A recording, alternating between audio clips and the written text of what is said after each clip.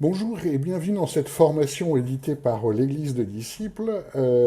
Cette formation s'intitule Enseigner selon le modèle biblique. Alors pourquoi ce titre? Tout simplement parce que nous avons absolument besoin dans notre pratique de nous replonger dans tous les différents aspects de l'enseignement que nous montre la parole de Dieu. En effet, on va mettre ça en parallèle avec ce que nous voyons dans les églises, qui malheureusement traduit surtout une façon de faire qui est en fait assez humaine, parce que on constate de plus en plus que des enseignants en église en fait adoptent des techniques que l'on voit dans le monde également, alors que Jésus nous montre un exemple d'une variété d'enseignements qui est vraiment fascinant et qui est un exemple extraordinaire pour nous, alors que rien que le terme d'enseignement dans le Nouveau Testament, en fait, il y a 20 verbes différents en grec avec 20 sens différents pour nous montrer là encore la grande richesse de l'enseignement, comment Dieu nous enseigne à travers la Bible. Et si vraiment nous sommes appelés à être enseignants, nous devons vraiment nous focaliser sur le modèle de Jésus et ce que nous dit Dieu à travers la Bible pour faire le travail du Saint-Esprit. C'est pour ça que cette formation va se décomposer en plusieurs parties, en plusieurs modules, pour examiner toutes ces facettes-là. Là, nous allons commencer sur le fondamental dans l'enseignement. En Jean 1,14, et la parole est devenue chair et elle habitait parmi nous. La parole ici, c'est dans le sens logos, hein, c'est-à-dire le message de Dieu, et Jésus est incarné par Jésus. Dieu nous enseigne à travers qui est son Fils. C'est ça le premier enseignement du Nouveau Testament. C'est ce pourquoi nous allons nous intéresser aux différentes façons de faire de Jésus qui traduisent la façon dont Dieu nous enseigne. En Hébreu 1.1, nous avons Dieu, et en ayant autrefois parlé au Père à plusieurs reprises et en plusieurs manières par les prophètes, nous a parlé en ces derniers jours par le Fils. Alors, petit aparté, c'est pour cette raison que les prophètes sont en retrait dans le Nouveau Testament par rapport à l'Ancien Testament, pour une raison très simple. Le premier des prophètes est Jésus qui dit et montre la volonté de Dieu. Donc, enseigner comme nous montre Jésus, c'est d'abord montrer ce que nous montre Jésus. Et, la question est, qu'est-ce que nous montre Jésus? Dans un premier temps, Jésus nous montre la faiblesse humaine. Jésus est né dans une étable, dans la pauvreté et dans le dénuement. C'est-à-dire que Dieu nous a fait ce cadeau extraordinaire d'un être humain comme nous, sur lequel nous allons pouvoir nous focaliser, qui va traduire l'image de Dieu dans le dénuement et la pauvreté. Et pour nous, c'est extraordinaire parce que Jésus est accessible, hein, parce qu'il partage notre condition humaine. Donc, cet aspect de Jésus qui est la faiblesse humaine, la traduction de notre faiblesse humaine est un enseignement très important justement pour enseigner, puisque enseigner, c'est vivre également le dépouillement. On accepte notre faiblesse humaine et notre dépendance à Dieu pour que l'enseignement traduise bien la volonté de Dieu et pas nos idées humaines.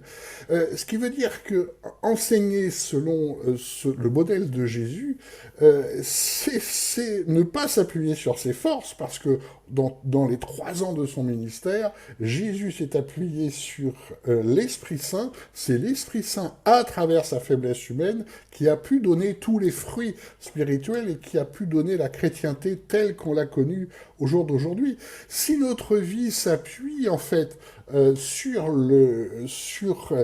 ce qui est humain, des techniques, des approches pédagogiques telles que l'on le voit dans le monde, des enseignements tels qu'on le voit dans le monde, et on le voit très souvent en Église, Ça pose une difficulté parce que nous devons nous appuyer sur l'esprit, nous devons nous appuyer sur le modèle de Jésus et nous devons nous appuyer sur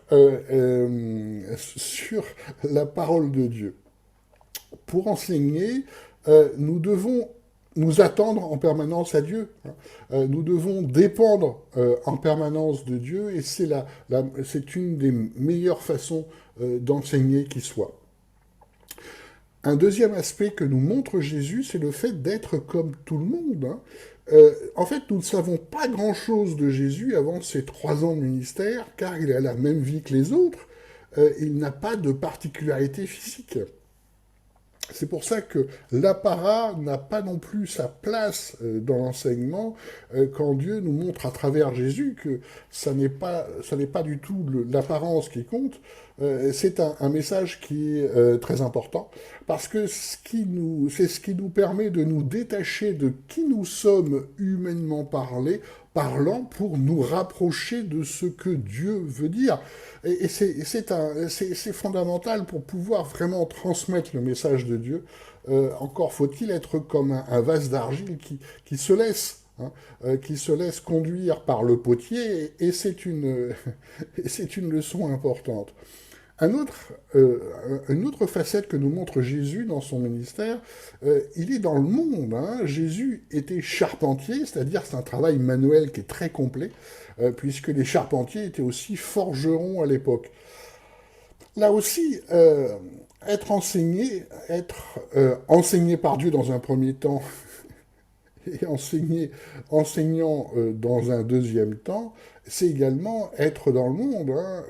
C'est très important d'être comme Jésus, c'est-à-dire de connaître la vie pour pouvoir justement transmettre le message de Dieu.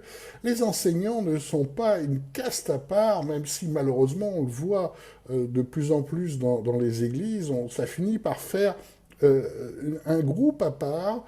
Et alors que c'est vraiment être dans le monde, c'est au contact de chacun qui nous permet, selon notre sensibilité, de faire passer le message de Dieu.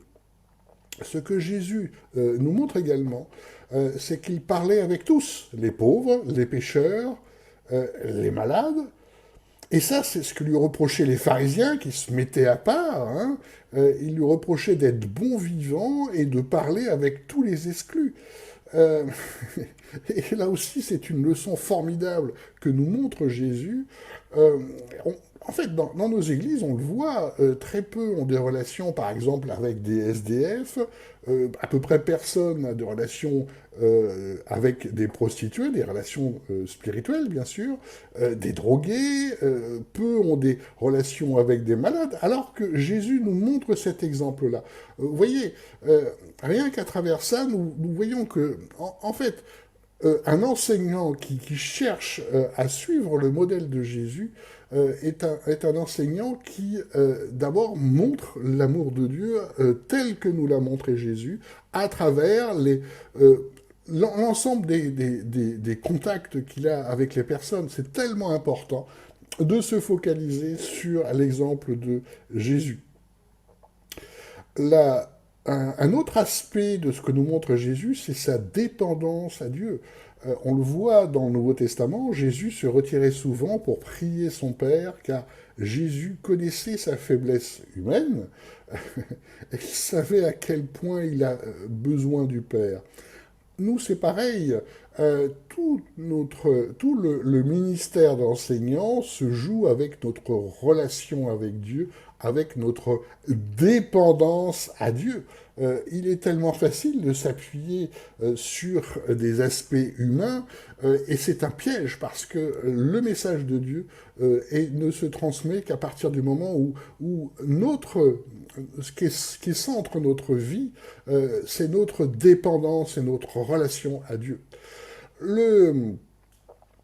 Un autre aspect que nous montre Jésus, c'est la manifestation de la puissance de l'Esprit. C'est parce qu'il guérissait et faisait des miracles que Jésus est écouté. C'est très clair dans le Nouveau Testament. Son message n'a jamais été un message théorique ou intellectuel. Pour nous, c'est pareil. à partir du moment où nous suivons véritablement l'esprit, le centre de notre vie, c'est d'être transformé par cet esprit pour pouvoir transmettre ce feu de l'esprit. Et vous pouvez également suivre une formation sur ce sujet-là sur notre chaîne qui est Transmettre le feu de l'esprit, qui approfondit cette question-là. Euh, Il y a des manifestations de l'esprit que l'on doit voir dans notre vie qui résultent simplement du fait que nous cherchons à être remplis d'esprit, qui est la qualification la plus importante pour enseigner.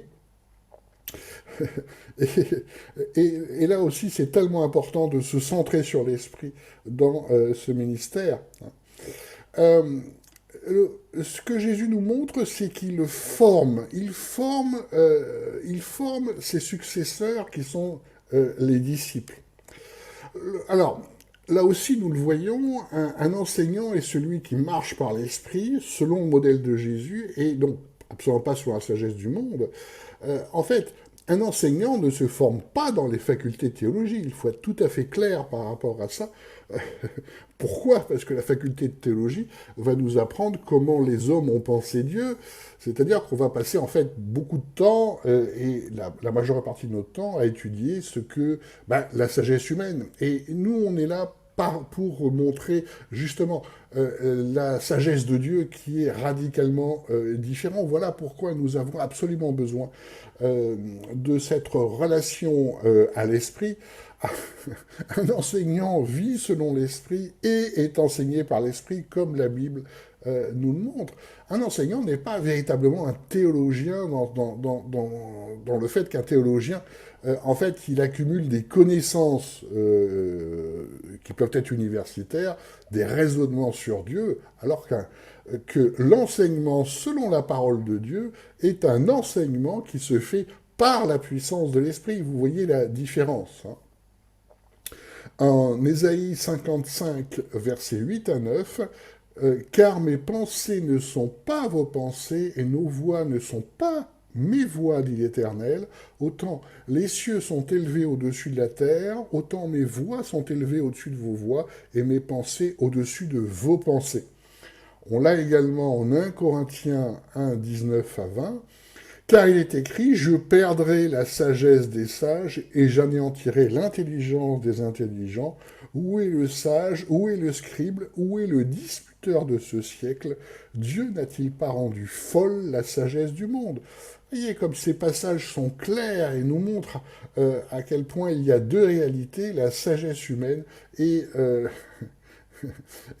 et le renouvellement de l'intelligence par l'esprit.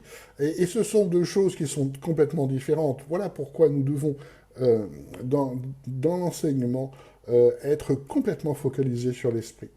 On l'a également en 1 Corinthiens 2,11, lequel des hommes, en effet, connaît les choses de l'homme, si ce n'est l'esprit de l'homme qui est en lui, de même, personne ne connaît les choses de Dieu, si ce n'est l'esprit de Dieu. Tous ces passages sont extrêmement clairs. On ne peut pas transmettre un feu de l'esprit, on ne peut pas transmettre les choses de Dieu par notre esprit humain. C'est véritablement par l'esprit de Dieu que tout se fait. Ça n'est absolument pas une démarche intellectuelle, même si nous le voyons malheureusement beaucoup à l'œuvre. C'est une démarche de foi, c'est une démarche qui se fait en se connectant à l'esprit. En 1 Timothée 5, verset 1 Timothée 5 à 7, or le but de la recommandation, c'est une charité qui procède d'un cœur pur et d'une bonne conscience et d'une foi sincère, dont quelques-uns s'étant détournés se sont égarés dans de vains raisonnements, prétendant être docteurs de la loi et ne sachant ni ce qu'ils disent, ni ce qu'ils affirment. Ça a toujours été dans la vie d'Église, et c'est tellement fréquent à l'heure actuelle de se perdre dans des raisonnements humains. Nous le voyons malheureusement tellement fréquemment. C'est ça l'histoire de l'Église. Ça nous explique pourquoi tant d'enseignants ont bien du mal en fait à expliquer Dieu. Pourquoi? Parce qu'ils sont perdus dans les méandres de leurs pensées, ou de ce qu'on leur a appris, ou de la façon de penser du mouvement, ou en fait tout ça ce sont des pensées humaines. La seule puissance qui nous est absolument indispensable pour enseigner, c'est la puissance de l'esprit, celle qui nous conduit dans la vérité, celle qui nous permet de passer le message du Christ. C'est pour ça que de nos jours, l'enseignement est très souvent focalisé sur la prédication dominicale. Or, la Bible ne nous montre pas ce passage-là, ne nous montre pas cette réalité-là, ça c'est notre façon de faire. Et d'ailleurs, on l'a dans les formations à l'homilétique. Alors après, vous trouverez sur la page web de programmes détaillés, pour ceux qui sont intéressés, il y a également une formation PDF à l'homilétique, mais le plus important, c'est véritablement le fait d'être focalisé sur l'esprit. Alors, je donne un petit exemple de cette problématique-là. Ce qui introduit très souvent les formations homilétiques, c'est ça, la formation à la prédication, si vous voulez.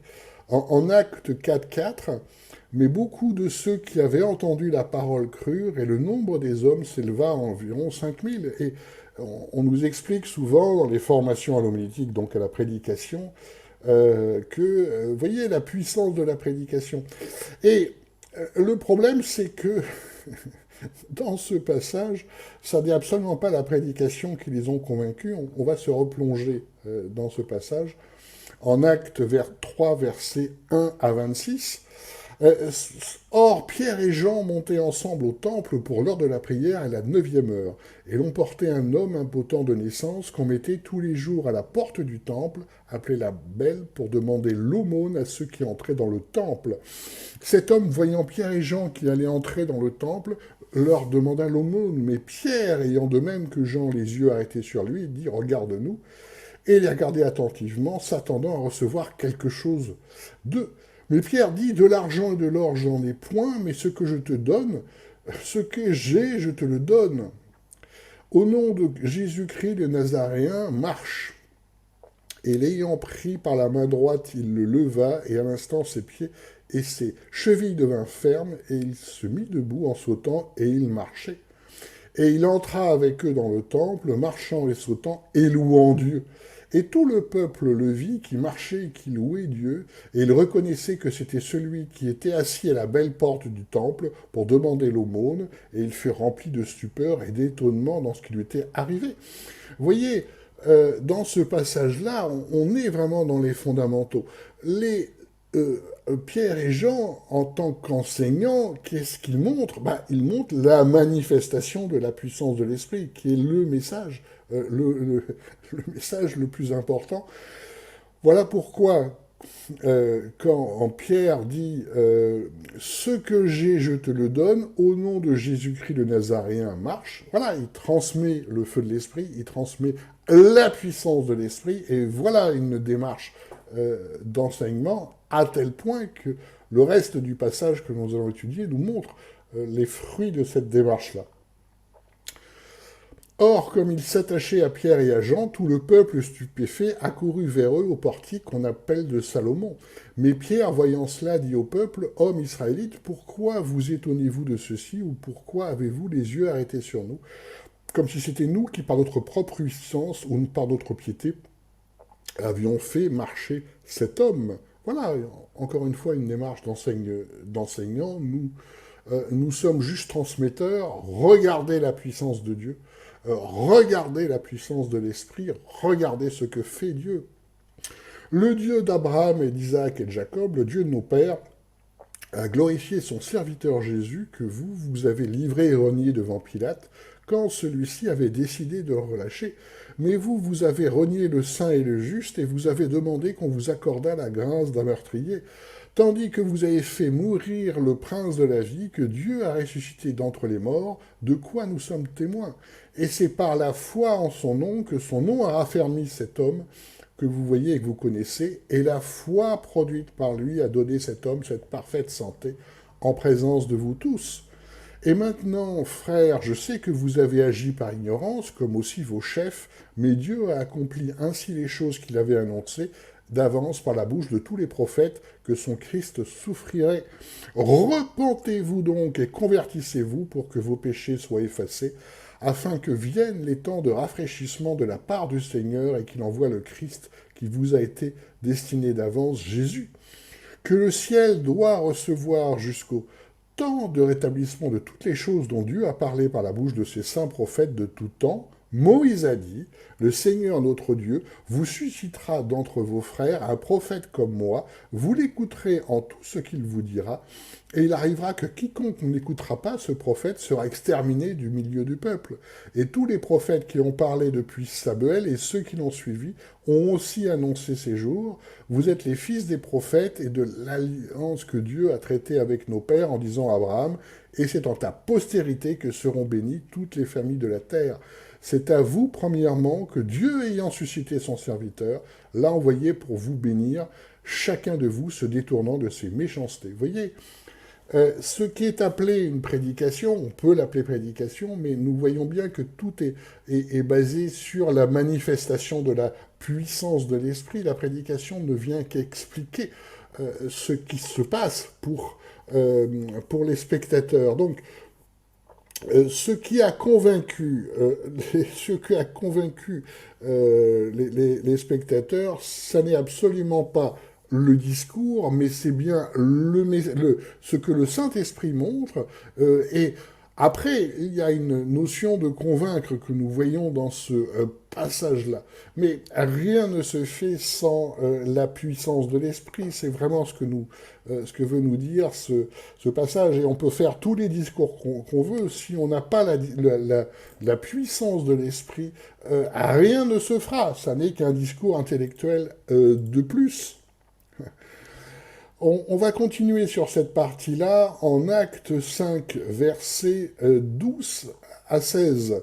Or, il se faisait par la main des apôtres beaucoup de miracles et de prodiges parmi le peuple, et ils étaient tous d'un commun accord sous le portique de Salomon, et aucun des autres n'osait se joindre à eux, mais le peuple leur donnait de grandes louanges, et il s'ajoutait toujours plus de ceux qui croyaient au Seigneur, des multitudes tant d'hommes que de femmes, en sorte qu'on apportait les malades dans les rues et qu'on les plaçait sur des petits lits, sur des couchettes, afin que Pierre, venant à passer son ombre du moins, couvrît quelques-uns d'entre eux, et la multitude accourait même des villes voisines de Jérusalem, apportant des malades et des gens tourmentés par des esprits impurs, et tous étaient guéris. Donc la puissance, c'est bien la puissance de l'esprit, et non pas la puissance de la prédication, telle qu'on l'entend pourtant dans beaucoup de formations théologiques au jour d'aujourd'hui. Ce qui veut dire que nous devons bien entendu être focalisés sur l'esprit et être vraiment attachés aux choses de l'esprit. C'est pour ça que vous avez sur cette chaîne une formation sur les prières de guérison que je vous encourage également à faire pour vraiment se focaliser là aussi sur ce que l'esprit fait. Comment ça se fait, et non pas sur simplement une sagesse humaine. Or, on entend très souvent un raisonnement qui est de dire, par la puissance de la parole de Dieu, la croissance va arriver dans l'Église. Et en fait, cette phrase n'est pas juste, c'est véritablement par la puissance de l'esprit. Et s'il n'y a pas l'esprit à l'origine, il n'y aura pas de croissance dans l'Église. C'est bien ce que nous montrent ces passages-là. C'est ce pourquoi nous devons être focalisés sur